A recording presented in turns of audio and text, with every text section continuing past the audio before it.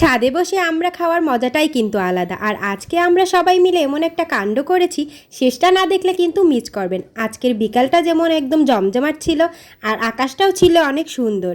তাই আমরা চিন্তা করলাম আজকে আমরা বানিয়ে খাবো।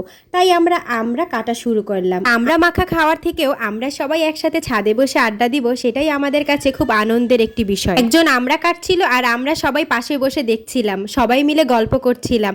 আর আমি একটু আমরা নিয়ে একটু ঢং করলাম। আর আমরাগুলো অনেক সতেজ ছিল, দেখেন বাচ্চারা কি সুন্দর বসে আনন্দ করছিল, মজা করছিল। আর আকাশটাও তেমন আজকে অনেক সুন্দর ছিল, মেঘগুলো মনে হচ্ছে যে ভেসে রয়েছে। আর আমাদের আমরা কাটা শেষ হয়ে গেল, আর এবার বানানোর পালা। এরপরে আমি প্রথমেই একটু তেঁতুল দিয়ে দিলাম, তারপরে সরিষার তেল আর শুকনো মরিচ দিয়ে, গুঁড়ো মরিচ দিয়ে ভালোভাবে মাখিয়ে নেব। আর আমরা মাখা খেতে কিন্তু আমরা সবাই অনেক বেশি ভালোবাসি।